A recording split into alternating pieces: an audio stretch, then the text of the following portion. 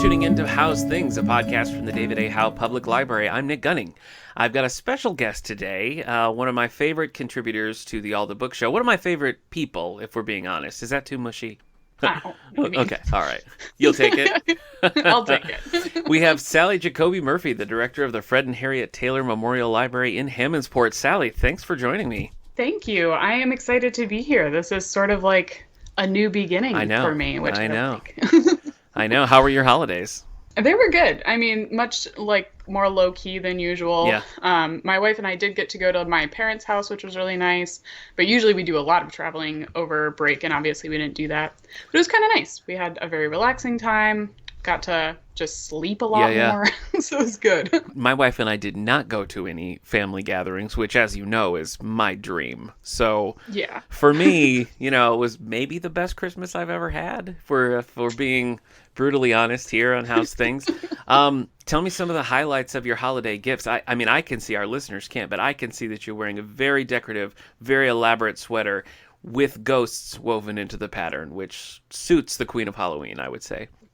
Yeah, I put this on specifically for this podcast, even though you're the only one who can see it. You know what? I'm gonna take a picture. We're gonna put it on Twitter because people need to see. Oh, nice. Yeah. That makes me really happy. Good. Yeah, my wife got me this sweater. It is lovely. A ModCloth sweater. Lovely. But I've been coveting it for a while, so I finally got that. Definitely a highlight. My brother got me a book, Fun Home, which I really loved, and I read in like 2 days. Okay. And I got just I got some good films. I got the film Three Women, which is an old 70s film. Yeah. And I've already seen that, and I love it. My dad got me that. So, and my mother hand wove us all scarves. Oh my gosh. Wow. Yeah, so those are some of my highlights. I had a cast member of Three Women on the All the Book Show. What? John Davey, who plays Dr. Norton in Three Women, also was television's Shazam, and I did an interview with him at the start of the quarantine. So, listeners, if you haven't listened to that, go back to soundcloud.com/allthebooks and look for the interview with John Davey. We actually briefly talked about Three Women because John was saying that he typically played, boxers or thug types, and the only time he got to play a doctor was in Three Women. Huh. So he's kind of aggressive in it. I'll say is he? Okay. All right. So that checks out. I mean, I would be remiss if I didn't tell the listeners that you made me, and I still don't understand how you did this, but you made me Star Trek dominoes, which I have in fact played many times since Christmas. How does one make dominoes? How do you go from not having dominoes to then having dominoes? How does this work? Well, I'm glad that you like these because these are kind of far out there as far as gift giving is concerned. It's just right. But I also did get a Cricut for Christmas, and I had that beforehand. And so I cut out little Star Trek starships. They're mostly Klingon and Starfleet. Yes. But there are a few others in there as well. well. I noticed some randos. Yes. And then I had resin, so it's like a craft safe resin, and so I cast them in a silicone mold, and then I painted on the little dots. Wow. So. That's insane. That's insane, but I'm glad that I was the beneficiary of that insanity. And as I said, we have played dominoes on many occasions since Christmas, so good times. Good times were had by all. I know you mentioned one of the books that you recently read, one of your Christmas gifts, but let's do a little bookmark segment and see what we've been up to.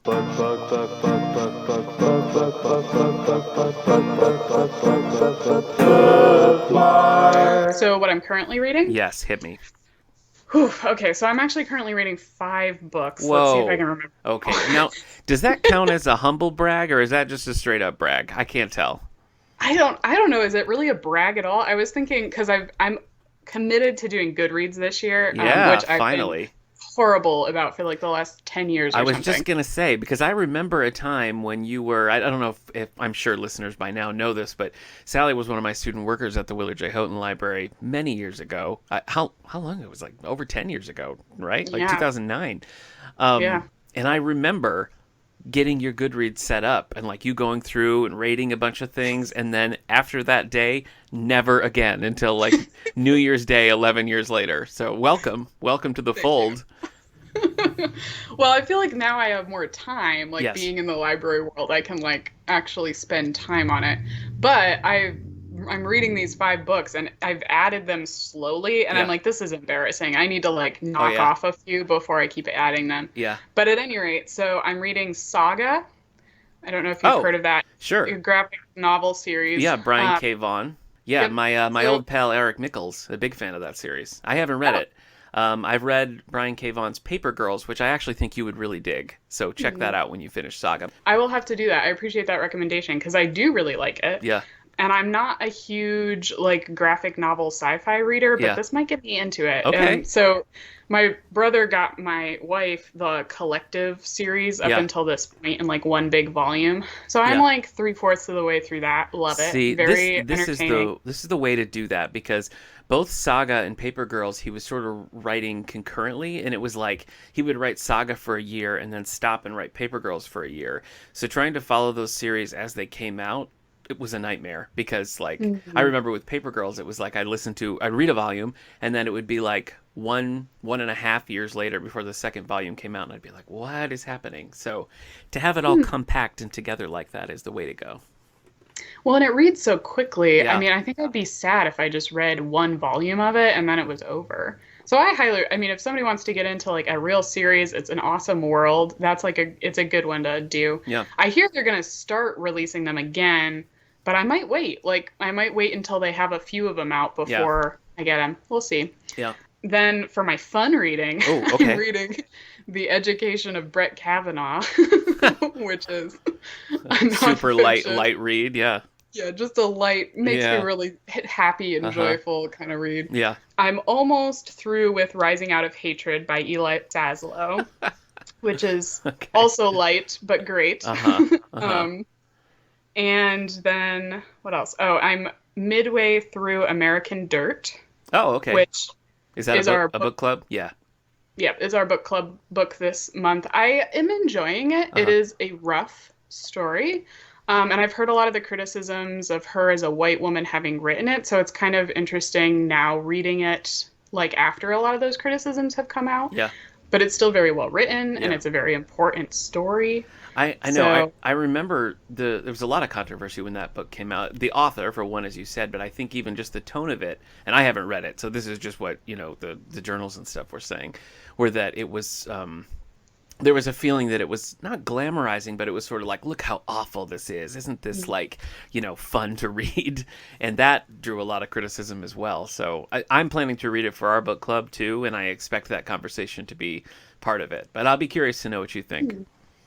yeah, same. So we'll have to connect on that. Okay. And then the last one is Just Us, which came out this year, and I'm blanking on the author's name, but it's sort of a critical race theory book talking about whiteness, but it's written in a really interesting way. So part of it's sort of poetry, and then part of it's essay form prose, but they cite where they're getting their information from Okay. on the left page. And so it's like interesting to read because as you're reading these ideas and like this unfolding of, whiteness in American history, you're also seeing like pictures or like critical examples of it. Okay. So yeah, so that's what I'm reading right now. Okay. I got several books for Christmas, and this always happens because Christmas and my birthday, as is you can relate to this because your birthday is also very close to Christmas, but they're back to back, and I tend to get a lot of books. And I find that if I don't just like read those books in a short window of when I get them, they'll sit on my shelves forever. So I've been trying to go through and do like some of my Christmas reads, balance with things I have to read for work. So on that end of things, I'm currently just about to finish White Fragility by Robin DiAngelo, which we're doing for a book club within the system. I had not read this before. I do find it really interesting. Some of the things she does, just sort of referring over and over again to how whites behave, I found to be kind of jarring because I'm not used to thinking of it like in those terms. So I think that alone has been helpful for me just to kind of reframe the way those conversations go. A funny criticism of the audiobook, which is what I've been primarily listening to, I would swear that it is read by Siri. I mean it. I mean, like, I'd be a little surprised if it wasn't. So that's been kind of funny. And my wife was saying, well, maybe they just chose the most passive voice because it is such a difficult topic. And I'm like, well, if they did, it's working because it is a very, very, like, level reading of some pretty intense topics. So I'm currently reading that. Yeah. I'm currently reading The Vision by Tom King. This is a graphic novel that came out a few years ago. Crazy well received. Everybody was talking about it when it came out. Vision is one of the Avengers. Sally, if you're familiar with the Marvel team, the Avengers. I've heard of them, although I've never heard of Vision. So. Okay, all right. Paul Bettany plays Vision in the later Marvel movies. So you know Paul Bettany, right? It's like you're speaking a foreign language to me right Okay, now. all right. I thought for sure you'd know him. But it's interesting. It's cool so far, and I'm reading it because the Disney Plus series WandaVision is coming out, which deals with Vision and the Scarlet Witch, and I just never read it before, so I picked that up. Oh. I just finished one of my Christmas books, and that was the book Fletch by Gregory MacDonald. Remember the movie? There's like a movie with Chevy Chase and. Yeah, I was gonna say, isn't that an older? I mean, is, I've yeah. I've not read it, but I do feel like that's something I've come across before. Yeah. It's a pretty long running series. I want to say there's like I don't know, 10 to 20 books, quite a few. This is the first. Yeah. While I did enjoy it, it feels very dated in some of its attitudes and approach. So it's kind of hard to separate that from the story. I don't really think this is a series that I would follow, but I've read it and I did enjoy parts of it. I did enjoy like Fletch's attitude. I found kind of fun, but again, some of the topics and the way things are handled definitely speaks for the time it came from, and not in a positive way. I'm not shocked if Chevy Chase was also the star of the film. Yeah, that's right. Not that I don't love my National Lampoons. Sure, but... sure. I read Great Sky Woman by Stephen Barnes. This was kind of off the beaten path for me. I had read some Stephen Barnes sci-fi stuff in a book club I do with some friends, and we were all really impressed with his things. And those were him writing for the Star Trek or Star Wars universe. So I wanted to read one of his originals here.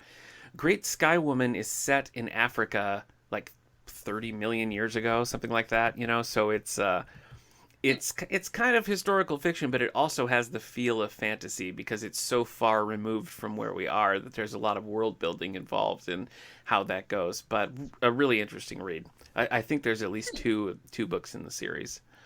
So that's where I'm at the moment. You've been watching. You're also reading like 5 books, so. Well, I do have several things going. You're right. Have you watched anything interesting recently? Well, we just watched Three Women last Monday. Mm-hmm. So we have with my friend John Davey. One of our wow. Call back. Yeah.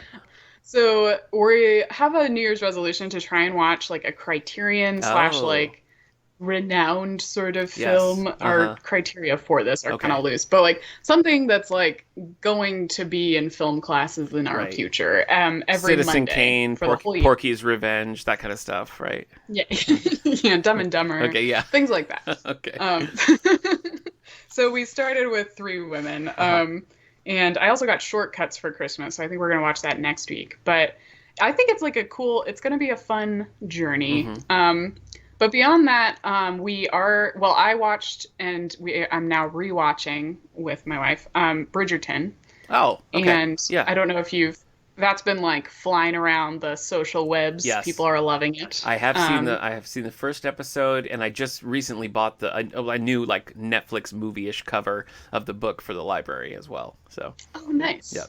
I think I probably should order it for the library because I'm sure it's going to be popular. Yeah, and it's old enough that I don't think it's widely held in the system, so that's why I grabbed a copy. I know. I was surprised it's like early 2000s, and I was like, oh, I would have guessed this was way earlier or like last year. Yeah, but I think that's kind of the sweet age where it's likely to have been weeded from collections. You know what I mean? Like it's not old enough to have been there so long, but not new enough that it might still be, but...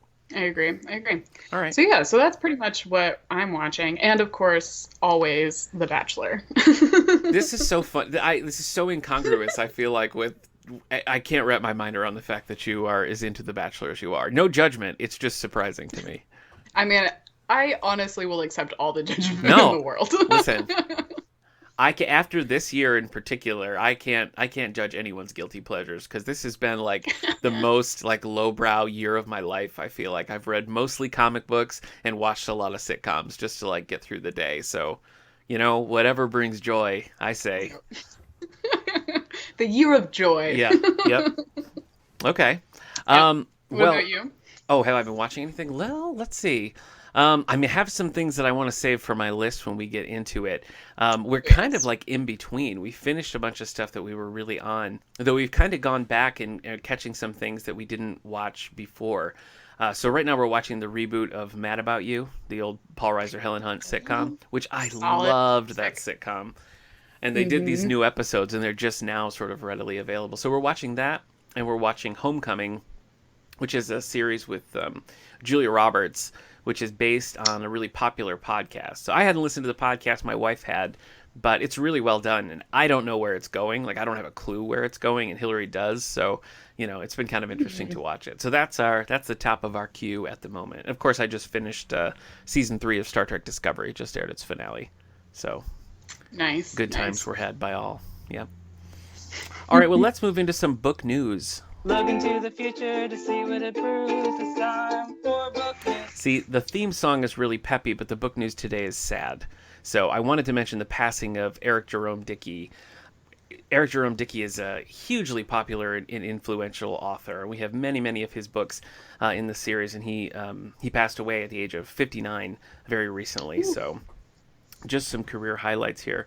During his multi-decade career, this part's according to Variety. During his multi-decade career, the New York Times bestselling author wrote 29 novels that explored contemporary Black American life from different angles. Some of his best-known novels include Milk in My Coffee, Cheaters, Chasing Destiny, Liar's Game, and Sister Sister. He also wrote, most of them were standalone, but he wrote a series that followed the character of Gideon, and those were a little bit more like like action adventure-y kind of stories. So those are also super popular. I think those are probably the most popular in my library anyway. He was also nominated for several NAACP Image Awards, and in 2006 won the Best Contemporary Fiction Award, as well as the Author of the Year from the African American Literacy Society. I read his graphic novel. He wrote a graphic novel that chronicles the meeting of Storm, who's an X-Men, Sally, that's one of the X-Men, and She's one of the ones I know. oh, okay, and the Black Panther. And, his novels, the majority of his novels, I think, I don't think you'd shelve him in romance necessarily, that the chemistry and relationship between the characters, especially from a romantic standpoint, was one of the things that he was really known for. He definitely brings that to this Storm graphic novel, because their history in the comics is not all that, like, deep. And so he kind of takes their first meeting and makes it, there's a lot of romantic tension between the characters, which I think is hard to wring out in a 6-issue graphic novel. So I think it just kind of speaks to his ability to adapt in different genres. And I know some of his books were adapted into plays, and one was recently optioned for a film. So we'll see where that goes. And the Storm graphic novel actually won a Glyph Comics Fan Award as well. So we have many, many books by Eric Jerome Dickey in our collection, so feel free to stop in and check them out. And if you go to another library, we'll send them your way. Yeah, like the Fred and Harriet Taylor Memorial Library in Hammondsport. I've been there. I know, I mean, I know you're here, and maybe I'm lying to you, but I'm not. I really love that library. Well, thanks. It's such a cool... I mean, you said that long before I got this job. Oh, that's true. Yeah. Yeah. Yeah. Which always makes me feel good to know that I'm in one of the loved libraries. I think so, yeah. It's, it's one of the newer, how old is that building? 2007. Yeah. So less than 15 years. Yeah, not long. I remember my first meeting of the Directors Advisory Council was in Hammondsport, and I had never been there before. I'd never even driven through Hammondsport before. So after that meeting, I ended up just kind of strolling the town, and it was right before our wedding anniversary, and so I booked one of the bed and breakfasts in Hammondsport, and so we spent our 10th wedding anniversary at one of those bed and breakfasts and just kind of hung around Hammondsport for the weekend. So it's a cool area. It's a cool area, and I really like that library. Yeah, it reminds me a lot of Gilmore Girls, which makes me happy. That's so. true, yeah, especially with the center of town right there and the way the buildings, and the stores and everything. Yeah, I totally get that. I've been jealous of the pictures you've been posting over the quarantine, because you have so many outdoor options, where you can just go and be hanging out, seeing scenic things. Yeah, I've been I feel a little bad, but obviously not bad enough not to post them. But I have a lake within 2 blocks of my house. Oh yeah. So. A beautiful lake too. I mean, it's really, it's scenic. The whole area is just straight up scenic. But it's all thanks to you sending me this job. Well, So hey. you should apply. Well, If you want to hook me up with a vacation rental over there, if you know some people and can get something going, I wouldn't say no. That Fair. was so that we were talking a little bit about some of your highlights of 2020, and our topic for today is going to be a 2020 a year in review. Now, we on the All the Book Show we would typically do kind of a year in review thing, but none had the weight that comes with saying a year in review of 2020. So, just to clarify, when I say that, I mean we're going to be talking about some of our favorite books and films and TV shows, that sort of thing for 2020, and not the unrelenting hellscape that has been our day-to-day lives. So, as fun as that would be. But if you're listening to this in the future, it has been a hellscape. It has. It has. So just know that while we're going to be talking about things we like, we're well aware that most of 2020 does not fall in the category of things that we like. All right, Sally, how do you want to kick this off? Do you want to talk books first? Sure, that sounds good. All right. So when we were discussing this, we're not necessarily picking books that came out in 2020. Just books that we happen to read in 2020. Though some of mine are 2020 publications. So we'll go over these a little bit, and we also have some listener responses or library user feedback on some of their favorite books. Did you get much response from your peeps in Hammondsport about favorite books? I've got a couple, not a ton, but I do get a couple. Okay. All right, you want to share one from one of your patrons? Yeah, sure. So Joyce told me that her favorite read of this year was Lady Clementine, which is I guess you would call it somewhere in between nonfiction and fiction, telling of Clementine Churchill. Oh, so okay. It is nonfiction in that what is being told is true, but it's set sort of from her perspective in a fictionalized way. But she thought it was really wonderful and just really cool to see such an important person in history get a voice, and especially women don't often get those voices. So that was her pick. Okay. I read a book that would kind of fall within that same genre, actually. One of my picks this year is Blonde by Joyce Carol Oates. Yes. And it's a similar setup where it's heavily researched. The facts that you hear as far as dates and movies and, people that Marilyn Monroe interacted with, those are pretty much factual, but the narrative, the dialogue are enough to make it fiction. And usually she makes it so that it's sort of like she won't come out and say, like when she's talking about when Marilyn Monroe was married to Arthur Miller, she would never say Arthur Miller. She would say the playwright. When we're talking about like Marilyn Monroe's marriage to Joe DiMaggio, she'd say the baseball player and that sort of thing. So it's like if you're familiar with the players involved, usually you'd know who she was talking about, but there is that sort of level of, maybe this is fictional, maybe this didn't really happen. But this is, I've talked about this a little when I first finished this book earlier in the year, but it bears repeating that this is just an amazing book. It's huge, it's detailed, and it spends a lot of time being very unpleasant because Marilyn Monroe is just a tragic figure. So when you really dig into that, it's an upsetting book to read, but it's also incredibly powerful. So I think this was hands down the best book that I read all year, and maybe the best book I've read in a while. I just think it's expertly put together and balances that line of like the one that your patron was talking about, Harriet. It balances that line of what's true and what is sort of like an adaptation of the feelings involved, making it for just a really fascinating read. I mean, that's actually been on my to-read list for a while. I really like Joyce Carol Oates. I think she's a really accessible writer, but she's pretty complex, and she has a really beautiful writing style. So this might be the tipping point to get me to read that, because it's been on my list for a while and it sounds fascinating. I honestly think more than any other author I've ever read, I would categorize reading a Joyce Carol Oates as an experience. Like you walk away and it's like left you with a lot to think about, and it's more, I find it more than just like, wow, that was interesting and put it down. Like it really gets to you. I think that's what she's so expert at. It's just like reaching in and just grabbing right a hold of you. So do you have a favorite Joyce Carol Oates? Probably The Falls. Oh yeah.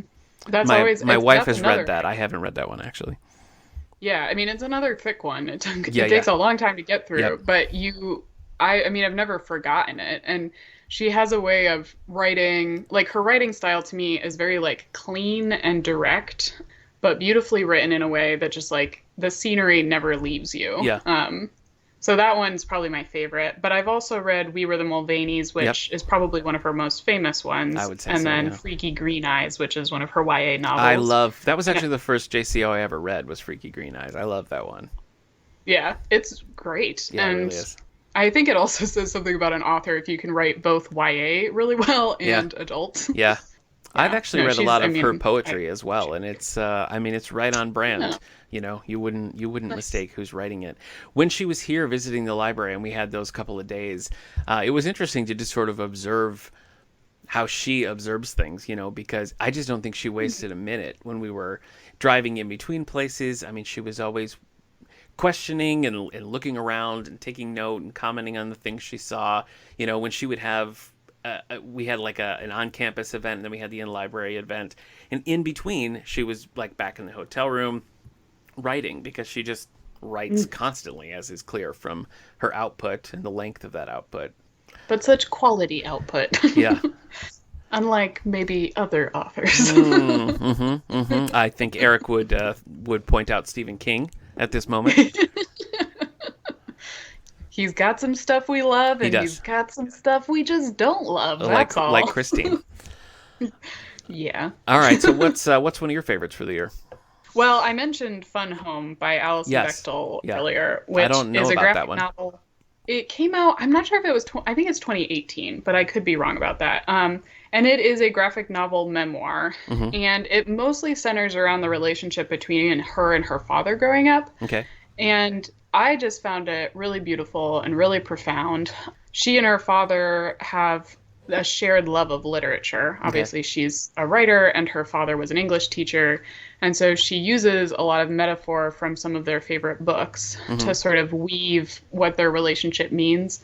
But she does it in a way that doesn't feel pretentious. And she brings in a lot of other things. She is queer, and she's in her late 50s, early 60s. So it's an interesting time period for somebody to be coming out in. Yeah.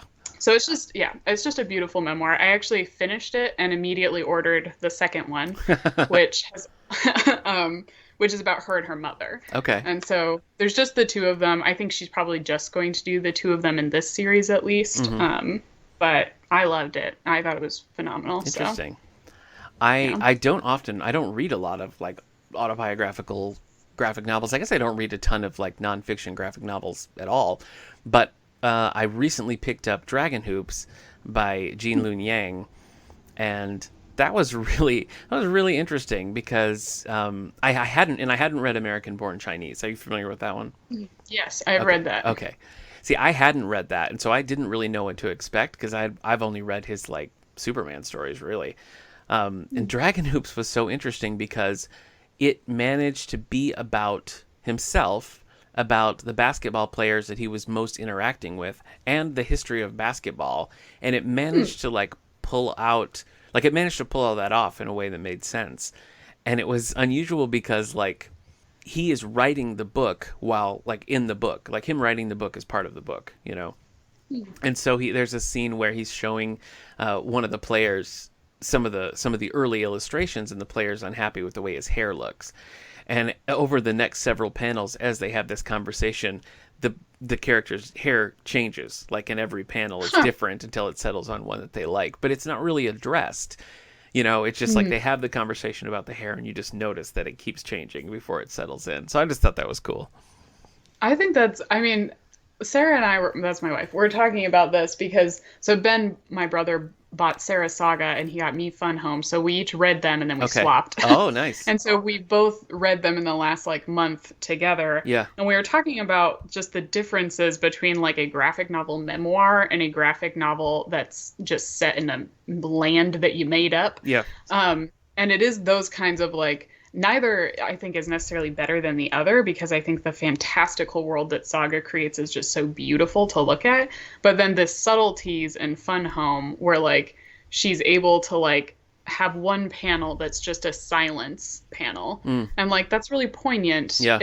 It's somewhere between like visual art, like a movie, and reading a book. That's just like, if you're good at it, man, it's just so funny, or it's just so poignant. I don't know. I think it's great. I love Blankets by Craig Thompson. Oh, yeah. Which is quite a bit older. Yeah. But that's one of my favorite books. And so this one felt very similar to me.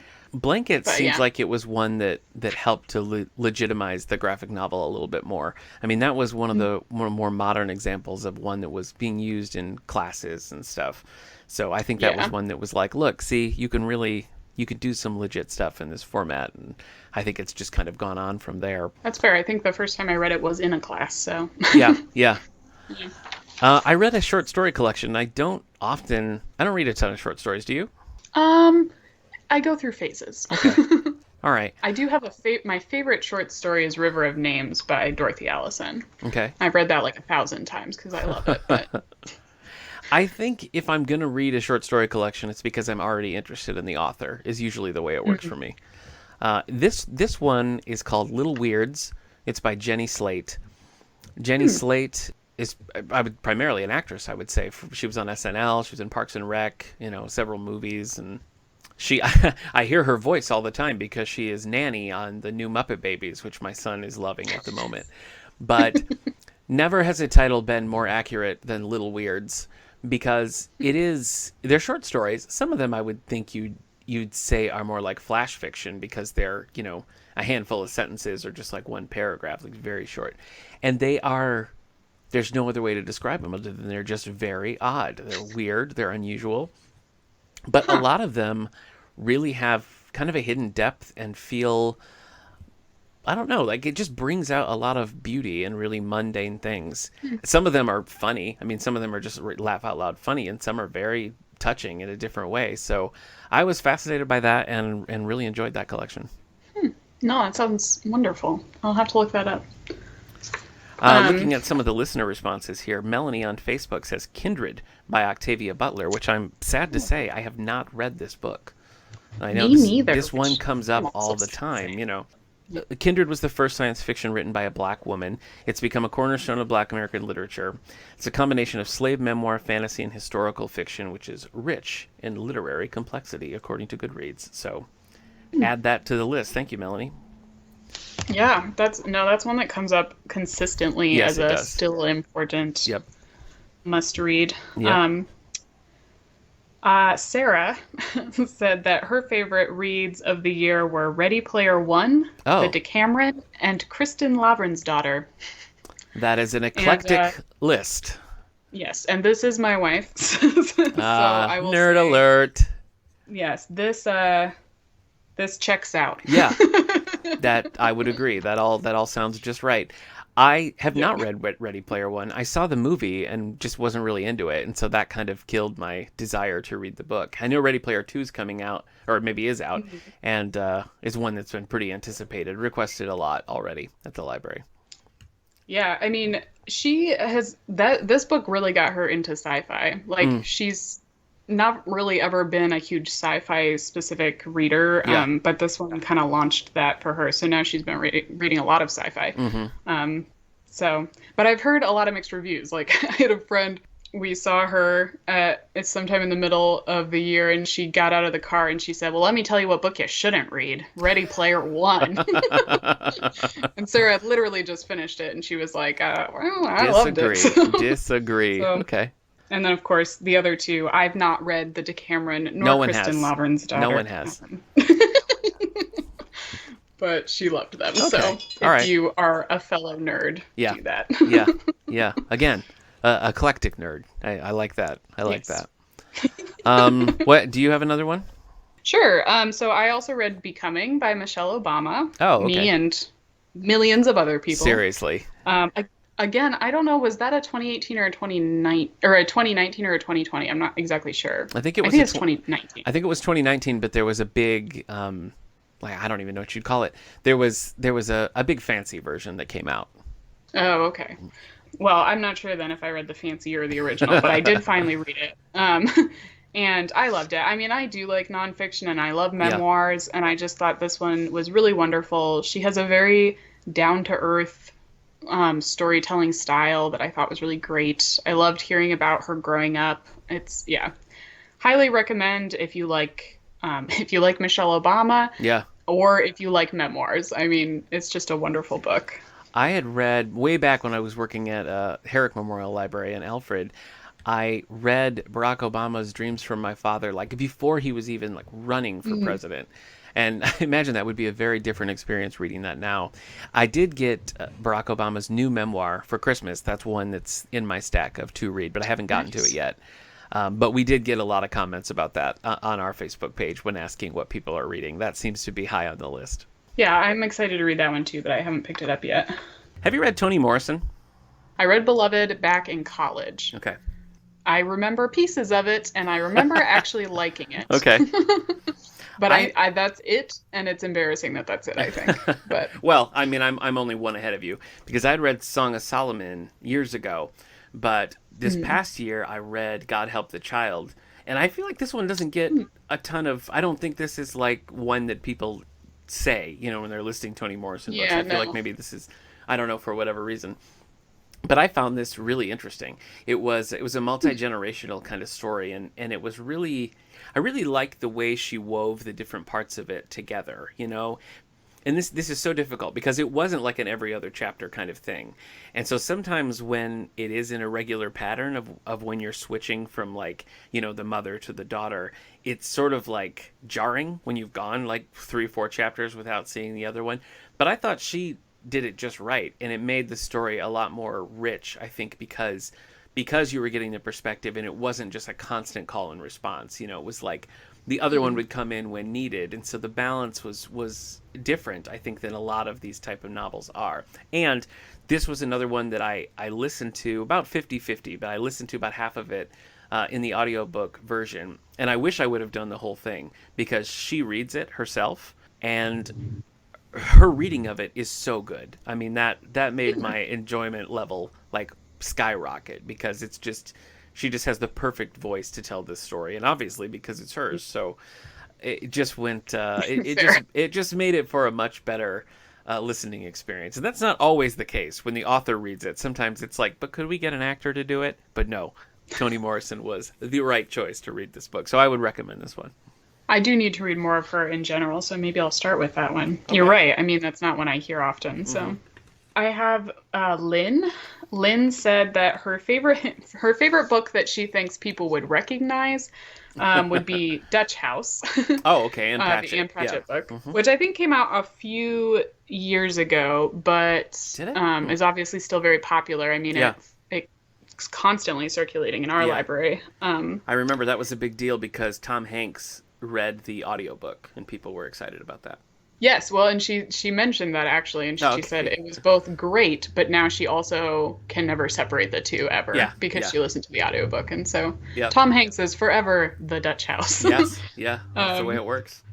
But she also said, so she's also very into sci-fi, and she said that she's been into a series, the first book of which is called Quarter Share by Nathan Lowell. And I'm not familiar with this, but it's set in a futuristic but real life world. So there's no like aliens or anything like that, but basically like humankind is living on these starships. And it sounds very interesting actually. She was like, well, I don't, nobody's going to have read that. And I said, well, but those are the good ones because then people are going to get excited and hear about new things. So yeah, so Quarter Share, which I might look into a little bit more. Okay. We had a couple on the list, that always pop up. We had several people recommending Where the Crawdads Sing, of course. I mean, how many years has that been in the tip tops? Have you read this one yet? I haven't. Well, Sally, it's very much okay. How about Yeah. that? I mean, it sounds kind of like something I'd enjoy, but I don't know. I just haven't like hopped on it. So Sometimes it's very confusing to me why some take off and others don't. I don't think this is one that I would have predicted. Interesting. So it's interesting. Yeah, it is. The fact that it's remained as popular as it has for these years now at Yeah, this point. truly. So that one, The Great Alone, was another one that came up on our list. Liz on Facebook recommended that. That was one of my favorite books of the last couple of years. I had a good time with that. I read a David Sedaris book that I feel like was a little, maybe the last couple of years this came out, but Theft by Finding by David Sedaris. And this is, I mean, I've read everything at this point. I've read everything that David Sedaris has put out. Are you a fan? I probably have also read. Okay. I have not read that one, but Okay. I probably read everything up until that point. I had this one I wasn't particularly interested in because it's diary entries, and some of the criticisms that I've heard was that it read a little bit like unpolished versions of stories that you already know. And I am glad that I ended up reading it because I feel like, much like with Calypso, his one of his more recent collections, both of those I feel like really are for diehard David Sedaris fans. Not that they're bad, but it's like, I think to really let them land, you already need to have some buy-in for like the world of David Sedaris. I don't think either one of these would be something for somebody to pick up if they hadn't read it before. Yeah, that's interesting. I mean, I am interested in reading it. I saw that it had come out and I just haven't gotten around to it. But I do find his work, sometimes they're just very quippy and very accessible to like anybody who wants to pick them up and just listen to some great poignant comedy. Yeah. And then other times they get really, like, he layers on these like stories of his family and like who he is. And he, by the end, like by the later books, there's some really deep cuts that you would not understand what the timeline is. You wouldn't understand what the point of this is. I mean, it's still hilarious, but yeah. As with all David Sedaris books, I would recommend the audio because his reading of it is, I mean, it's just amazing. It kicks them all up a notch. Agreed. So, and I think especially for what this was, because this was one that I was listening to while like organizing a drawer, like cleaning the house, that sort of thing, when I'm just like busy, like buzzing around. And it worked really well for that because it's really easy to just listen for 15 or 20 minutes and then move on to something else, because it's these little like quick bites. So again, I think this is more for Sedaris fans, but I'm one of them. And so this was very high on my list this year, especially like with the stresses of the year. I just felt like this was something that was really relaxing and fun to listen to. We all need that these days. Yes, we do. Do you have a favorite David Sedaris? So I mean, Holidays on Ice is still probably my favorite. Although the Diabetes Owl one, I actually really loved too, because I like it when he talks about his family. And, me too. Like weaves comedy into his everyday life. So that's a more recent one that I really loved. Yeah. But I mean, they're all good. They are. I mean, Santaland Diaries, no matter how many times I hear that one, I just can't. I just laugh hysterically. I mean, this is like, these are audiobooks that you don't want to listen to while driving, I feel like, because sometimes they're just so funny.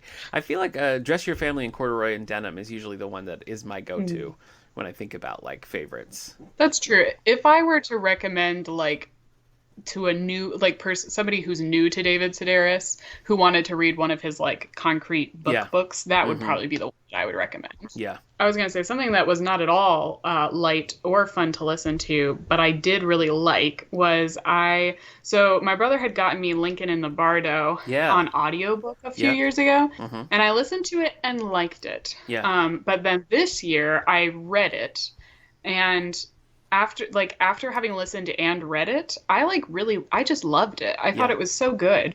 And that was a real sleeper hit. Yeah, I mean, that just came out of nowhere and was a bestseller, and everyone was reading it, and it was like, where did this book come from? Where did this come from? Like Madeline Miller's Circe was the same way. It was like, I never heard of this, and then all of a sudden, like, the world is reading it at once. Yeah, but I mean, I just think it's so cleverly written, and the characters are so like funny. I don't know. It's complicated. We read it for a book club, and it was definitely 50-50. Half the people were like, I was confused. There were too many voices. It was too existential. But then I think if you just get it, like if it's just a reading style that you enjoy, it's almost like a stream of conscious play or something that you're reading. If you just get it, it's so fun to read. So I'm glad that they did it for the book club, and I'm glad that I got to reread it again, because that, I feel like, bumped it up to one of my favorites this year. Nice. So I guess there's a couple. I have a couple like honorable mentions, and those would be John Grisham's A Time for Mercy, which is the third Mhm. book in his Jake Briggs series. The first of these, Time to Kill, was Grisham's very first published novel, and so all these decades later, for him to revisit the characters and nail the tone from his early days, I thought was really impressive, and the story was just good. So I liked that a lot. I also really enjoyed Sue Monk Kidd's The Book of Longings, and this was a very atypical book. I'm not even sure what led me to pick this one up, but this is about.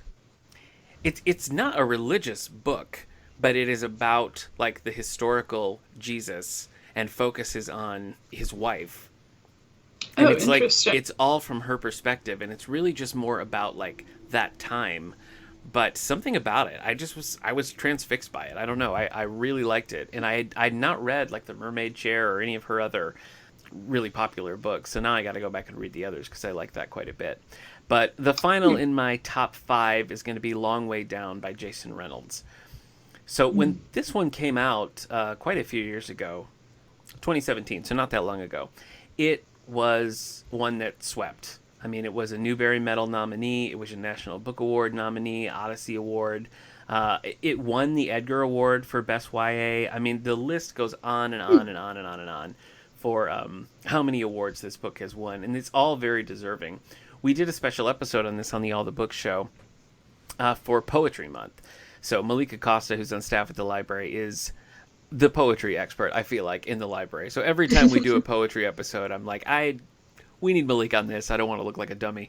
So this was one that we all read together, and this is like it's a novel but written in the poetry, like written in that way, and it was really suited for it. It's a deep and very moving, very upsetting kind of story, but it's just it's so powerful. If you haven't read it, you should check it out.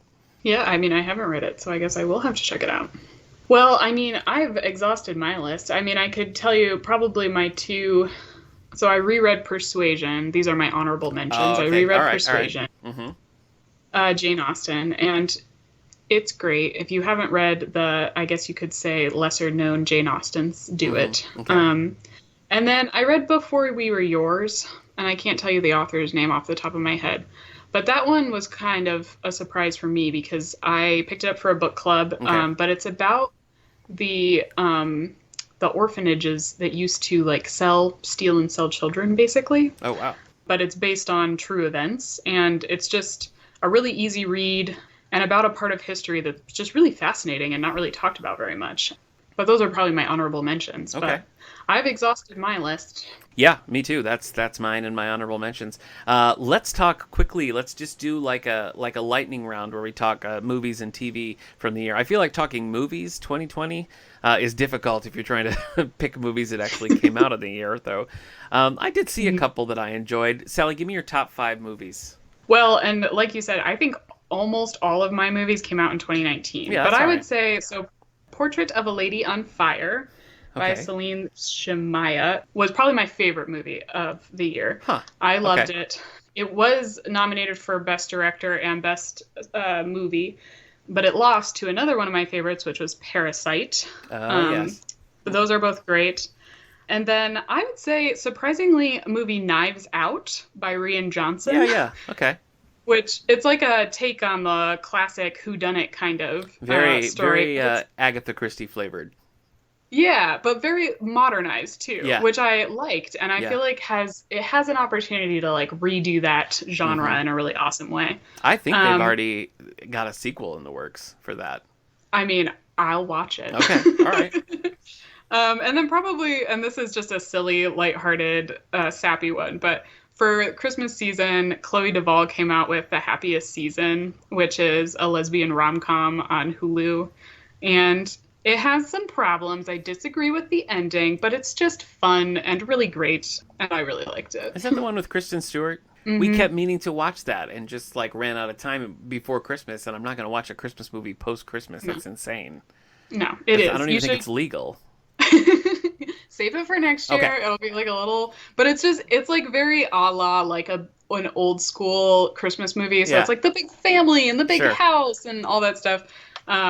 But I thought it was really fun and well done. So those are my movies. Go We for it. watched one that this. Okay, I'm just gonna say it's Olympic Dreams by Nick Kroll and Alexi Pappas. Have you heard of this? No.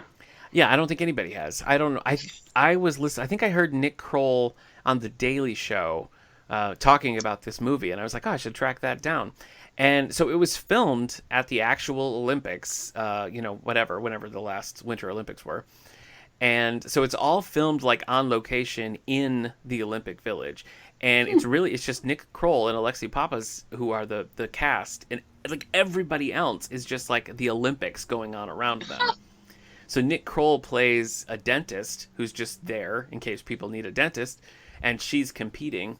And it is just this quiet movie about them striking up sort of an unlikely friendship and maybe a little bit of like romance. But what sells it, I think, is their chemistry is just amazing. It's a really understated performance from Nick Kroll, and they just play off each other really brilliantly. And it was just this nice, quiet, intensely enjoyable movie that I loved. It reminded me, like, in that way, just sort of when you think about like the atmospheric nature of it, it reminded me of Patterson. Did you ever watch that with Adam Driver? So. No. Well, I think you'd enjoy that one. Patterson. But I like that kind of movie. That's really just kind of all about. It's like a highlight of the acting and the performances, I think. But both my wife and I really, really love that one. That's awesome. On the goofier side, we watched Palm Springs with Andy Samberg.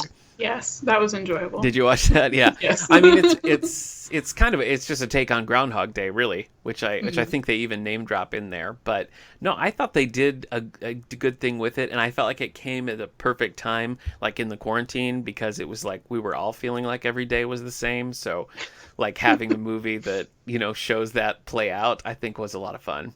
Yeah. On Netflix, I really liked two movies: The Lovebirds, Issa Rae and Kumail Nanjiani, where they're just like a couple who is breaking up and they get pulled into like a murder mystery kind of. And so they end up sort of being on the run and they have to kind of like solve the crime or be blamed for it or something. So it manages this weird tone of like being a legit mystery and there being like actual danger, like there are stakes. It's a comedy because they're both comedians, but it also kind of has this level of like, they know as two people of color, like they both know that they can't just go to the cops and explain what happened. And so like it sort of adds this like menace to it that I thought was just a really successful movie overall. So that was fun. We also enjoyed Enola Holmes, which is based on that YA novel series, which was just fun. I mean, we just had a good time with it. And this is more an honorable mention, but I know you're not a comic book movie fan, but the New Mutants movie was supposed to be like the last of the X-Men movies before Disney bought it, and it got postponed for years and then finally came out, and there was just like so many expectations and theories about, oh, it must be terrible, it must be bad, that my wife and I sat down and just liked it. Like it was just a fun, like kind of a low budget superhero movie that we enjoyed. So that's never going to make my list of favorite movies or favorite superhero movies. But for late 2020, a low budget superhero movie, it was just right. What can I say? Yeah. This might be the year that I finally watch all the superhero movies because I now have access to Disney Plus, and they have a thing where you can watch them in time order. And I feel like maybe this is what I've been lacking. I don't see that working for you. No. I don't know. I want to say it will. I mean, you and I have watched Iron Man together at least. But see, I like them when I watch them as individual films. Yeah. Like, there's never a time when I've watched one of them and been like, ugh, this was awful or boring or whatever. But I'm usually confused. Like, I need the whole story. And so, I don't know. I kind of feel like, and this is a gamble, but I sort of feel like if I was going to suggest ones for you, I would be like Spider-Man Homecoming and Ant-Man and the Wasp, the ones that are a little bit more, they're lighter. I think they're more focused on the characters than like superheroes, and both of those movies also kind of feel like throwback 80s movies in a way that I think you might dig. So I do love throwback 80s movies. I know. I mean, I do. What's the ones with the raccoon? I like those ones. Yeah, Guardians of the Galaxy. Yep. Yeah. Those are fun. Okay. All right. Well, if you watch all the Marvel movies, there's definitely a podcast to be had with you and me talking about your experience watching all of the Marvel movies. I would love to see that. There's gonna be a lot of me like that lady with the reddish hair. Well, you just said the one with the raccoon, so I think you've proven that that's the way it would be. What about TV, Sally? Did you discover anything TV wise? Honestly, this was a great year for TV and me. Agreed. So The Queen's Gambit, that's been making the rounds, but is really great. It's a Netflix series. Yeah. I think it's only like 8 episodes long. And it's about a great female chess player. Mm-hmm. And it's very interesting. It plays with a lot of like women's issues of the time, but it's also just very like quippy. It moves very quickly. 5 stars. Anna Taylor-Joy, who is the lead in that movie, was also one of the lead characters in New Mutants. Oh, nice. So if you like her, maybe you'll like New Mutants. I mean, I do like her. I think she's a fabulous actress. I also think she's very interesting looking, which I appreciate. That's true. The Crown has never been something I could get into. Not interested. But then I did this year.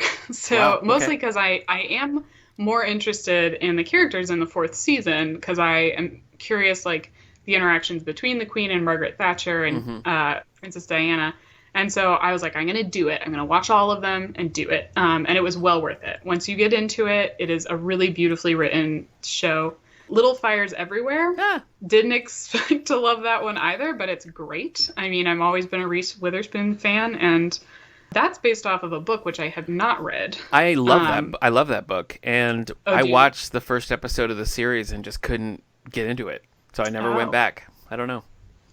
Well, I got to read the book now because I mean, I blew through that show, and I can't wait for the 2nd season. But yeah, I mean, I loved it. And Mrs. America, which is a mini series that came out on Hulu about the women's rights movement between the 60s and 70s, really like right before Reagan is elected. Great. Starring Cate Blanchett, one of my favorites. Yes, yeah, I know that. But it's super well written, really fascinating look on a lot of these historical characters. Yes. Loved it. You know, speaking of Cate Blanchett, though, and Marvel movies, have you seen Thor Ragnarok? Because no. That is largely what is fueling my desire to watch them. I see. Is to get to that one. To get to that one. Understood. Well, I think, for what it's worth, I think that you would love her in that movie. I bet I would. I think you would. I think you would. Yeah. I like the commercials, that's for sure. Maybe be in love with her? Maybe. Okay. Maybe. All right. You know what? Report back. You don't Report need to call back. me out too much. Sorry. And then on the lighter side, so I finally got to watch The Mandalorian because, I now have access to Disney+.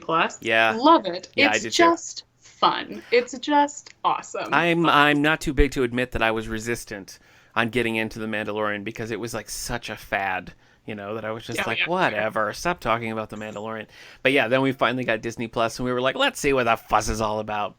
And once we were, you know, maybe 2-3 episodes in, but the moment where you really settle into, okay, this is what the plot is going to be, we were all in. Yeah. So I'm glad you liked it. For sure. Well, and I've like seen the things about Baby Yoda, and I'm always like, I mean, he's kind of cute, but like not super cute. Yep. And then I watched it, like an episode in, you're like, oh my gosh, baby, everything he does. Baby. Yeah. And then there's a TV show, Big Mouth, on Netflix. Oh yeah, with Nick Kroll, right? That's Nick Kroll's show. Yeah. You were talking about Nick Kroll earlier. Yeah. Hilarious. Okay. Definitely very gross as well. Yes. But it is hilarious. You know what? And very well written. You know how I know about that show? That same interview on The Daily Show, he was talking about Big Mouth and Olympic Dreams at the same time. So there you go. It is a great show, but caveat, it is very gross. Yeah. And then Pen 15, which is maybe one of my favorites this year. It's set when I was in middle school, which is, I think, a lot of why I love it. So Definitely. It's 2 women who are my age who are in middle school in 2001 playing themselves, and all the other actors are children. I know this seems like an insane setup for a television show, but it is just so funny. Yeah. And it's just all about like coming of age stuff to be like a teen in 2001. And it's just so well written. They're so funny. They're 2 comedians. So love it. Highly recommend. So yeah, those are my TV shows. Okay. I agree with you that I feel like while for movies, there wasn't a lot that I was excited for this year. TV shows. You know what I didn't mention? Movies. And that's Birds of Prey. You haven't seen Birds of Prey, right? Oh, no. That is one that I think that you should. I saw the other one, but no. I think, like Suicide Squad you saw? Yes. Okay, Suicide Squad's terrible, but Birds of Prey, I feel like really takes the Harley Quinn character and like I don't know, it like transcends it. We just rewatched it for New Year's, and I can't believe it doesn't get more play. You know, it's such a good movie. My wife loves it, loves it. So if you watch it, you'll have to let us know because Okay, I might actually watch that think one, that's 'cause- one that you would enjoy.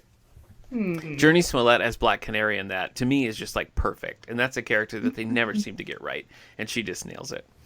And that's one of your wife's favorite, right? Yes, it is. Yes, it is. Good catch, Sally. We did a whole episode about the Birds of Prey on the All the Books show. So you can find it at soundcloud.com/allthebooks featuring my wife, Hillary Gunning. Nice. Yes. Lots of TV shows that I like this year. So I tried to whittle them down. But you know what? I'm just going to tell you all of them. Honorable mention is The Undoing with Hugh Grant and Nicole Kidman over on HBO Max. This is based on a book, and there is a crime that happens, and it kind of explodes their life. There's an undoing, if you will. And it's got some, I feel like it's got some criticism for like the way the story goes and some of the resolution. I don't see it. I feel like it's a really cleverly plotted story. And I mean, Nicole Kidman is always good. I'm focusing here on Hugh Grant because he plays so far away from like the Hugh Grant type that we've all known since like 1990 that it's pretty impressive. Just seeing that he can act that way was shocking to me. Like every episode we were like, I never seen Hugh Grant even express that emotion, let alone like do it to this level. So I think it's worth it just for that. And I would be surprised if he doesn't get some sort of nomination for that because it was the ultimate like playing against type. So that's yeah. And that's short. That's 5-6 episodes, something like that. We discovered a show on Netflix called Ragnarok that is a Scandinavian show. And it's set in this little town. And what it's sort of ultimately about is like the second coming of the Norse gods. And so like you're seeing people and you're kind of like, so is this where we're headed for like a Thor story? Is this where we're headed for like a Loki? And it's never really like, it's not really a sci-fi or, you know, like this mythology kind of show until it is. And then it's like, whoa. So it was very unusual. Like the watching experience was very unusual, but by the end we were all in. I know there's a second season coming out, so I'm looking forward to that. Is it in English or is it in Norwegian? No, it's not. It's in Norwegian, but I mean, you can do the option. Like Netflix has the option to play it in English, but it was so much better in the original language. So that's how we watched it. Also on HBO Max, The Flight Attendant. This is starring Kaylee Cuoco and based on the novel by Chris Pahalian. So good. It's another mystery show. It's another. I mean, it tells the story from the novel and is, I want to say, 8 episodes. It was intended to just be a miniseries, but like, it's just so good. They're doing another season. So like by the end, they were putting little things in there where you were like, oh, you could get a second season out of that maybe. But I recommend that. For you in particular, Sally, a Star Trek fan like me, I would recommend Star Trek Lower Decks. This is it's an animated series on CBS All Access. I don't think it's anywhere else or on disc right now. 10 episode season starring Tawny Newsome, and she plays this character.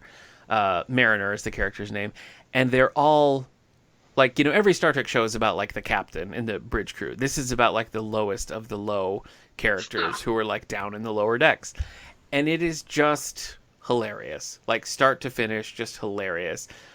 And what I think you would appreciate is that there are so many little one-off like throwaway nods to like the Next Generation era and stuff. It's just like a joke machine if you're familiar with some of that stuff. So I think it works as just a straight comedy, but if you kind of have your foot in the door of Star Trek fandom, it's hilarious. So that sounds fabulous, and I have not heard of it. It's really good. If the quarantine ever lifts, we should binge it all because it's only 10 episodes. We talked about this a little on our Halloween episode in the All the Books show, and that was The Haunting of Hill House, which I really loved. I thought was very good. Yes, agreed. Also, my wife always wants to watch like a moody sci-fi drama, and I more often than not, if we're going to sit down and marathon, want to watch a sitcom. you know. And so it's rare, I feel like, that we're both in the right zone for like the same kind of show, like in the right moment. And the next two here are ones that fit the bill. That one is Never Have I Ever, which is a Mindy Kaling show that's on Netflix about a girl.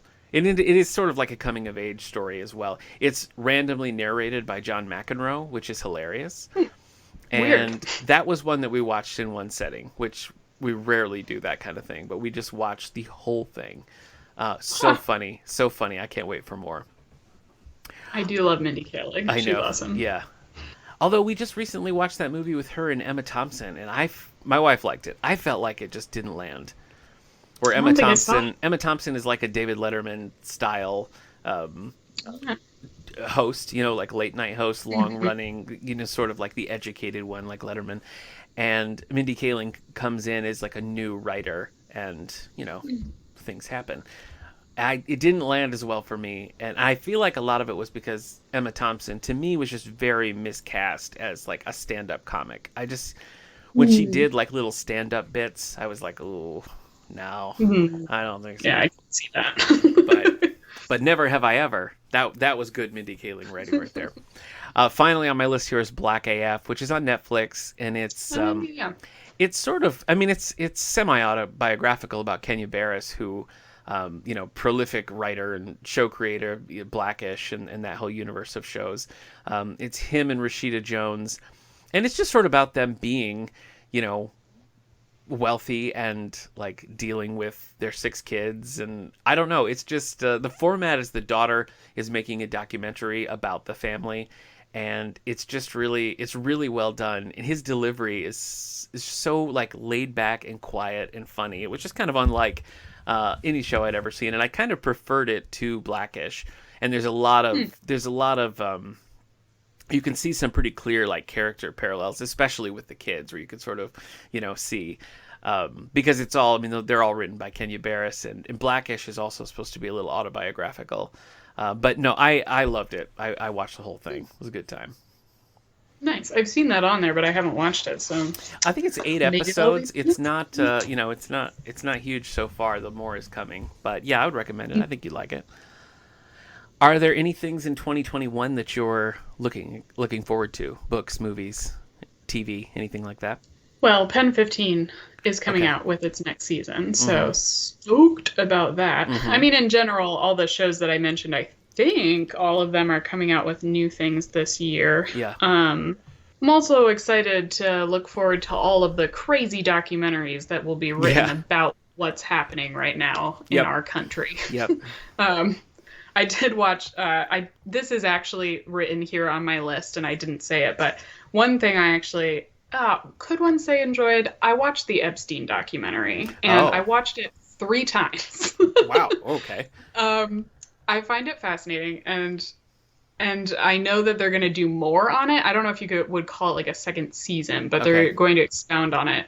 So I'm actually looking forward to that. But I don't know. I honestly haven't tracked what is coming out for a lot of things, because I felt like everything was sort of stalled for a while, and I need to like actually look it up and see like what's actually happening and what's not. But I know as soon as I asked you that, I was like, I hope she doesn't turn that around on me, because I don't have answers to that. Because for the same thing, it's like all the release dates I had in my mind are now, I don't even know if that's true anymore. So it's hard to know. I guess I'm just excited for things to happen again. Oh, I know, right? Preferably imagine this good time things. next year. Yeah. Like, we might actually be in the same room this time next year. No, wouldn't that be great? I refuse to entertain optimism. I can't be hurt again, Sally. I can't. No, it's fair. It's fair. So I can't do it. Anything exciting coming up at the Hammondsport Library that you want to tell people about? Programs or anything like that? Well, so we're doing our take-home kits for both our craft programs, and those are for adults and kids, and kids. And those are available every other week. And so you should always stop in, because we always have one available. So if you ever want like a take-home craft kit, they sometimes correspond to some like book prompts or things like that. You can always stop in and grab one of those. We're also doing for little bookworms, which is ages 1 to 4, like basically up to preschool age. We're doing ongoing kits, and those have a lot of like really good sensory and fine motor skills. So if you have a little kiddo in your life that would like some more of that, you can sign up for those. And we're still doing our book club. It's going strong. We meet on Zoom right now. But there's usually between like 10 and 20 of us that meet. And so we still have really great discussions. We're doing American Dirt for this month. And I can't remember what next month is, but shoot us a message if you want to join, because all you got to do is show up. That's exciting. I think the kits have been really popular with us as well. I know Kate just recently did a program where she was letting kids sample all the random like Oreo cookie flavors. Of course, that was very popular. That we just had like prepackaged Oreos that kids could take and mark their favorite and stuff. So that was kind of fun. And there were always Oreos in the library for a while. So I mean, that was a good time. Period. Yeah. But yeah, we do have a lot of kits coming up, and we've been trying to do some adult craft classes that way as well. We were talking about putting together some Lego kits and doing some programs with the school. So, I mean, obviously this has mostly been bad, but looking back, there are some things that I feel like some programs that we came up with or some connections that we made because of the circumstances that I think will really benefit the library going forward. So, it's kind of helpful to look at some of the things that are maybe positive and have that be the things that we focus on going forward, because darn it, we're going forward, Yeah, I agree. Oh, boy. What a time. But no, I said we're not going to get maudlin. We're just going to talk about things we like in 2020. So shake it off, Sally. Shake it off. Fair All right. enough. Well, I think that's going to do it for this episode of Howe's Things. I want to give a special thanks to my old pal Eric Mickles, who did design the Howe's Things logo that you're seeing in the feed here. I want to thank Ben Lehman for coming up with a new theme for Howe's Things. Ben's themes are delightful to me, so I'm always, every time he sends me a new one, I'm always like, where are you coming up with a different jingle like every time I ask? It's pretty amazing. So thanks to both Ben and Eric for that. On the next episode of Howe's Things, I have a special interview with author Jason Fry. Jason has written many Star Wars novels, probably primarily known in the Star Wars universe for his novelization of The Last Jedi, which we do get into the process of writing that novel in the interview. We also talk about his Jupiter Pirates series, which is an original, I think four books he's up to now, series in there, which I've read and enjoyed. And he recently wrote a Minecraft book called The End. And when I told my son that I was interviewing the guy who wrote the Minecraft book, I was suddenly like, cool. So that was a nice bonus. So make sure you listen into our Jason Fry interview. And if you didn't listen to the last episode with Don Daneman from The Circle, for heaven's sakes, we talked about the Beatles tour. I mean, it was crazy. It was a crazy conversation. So go back and find that in all the past episodes of Howe's Things and All the Books, right at soundcloud.com/allthebooks or anywhere you get your podcasts. Sally, I thank you for joining me. And even though it's not Halloween, I'm extra thankful that you're wearing your ghost sweater, because I think it's still very much on brand for you. So I appreciate that.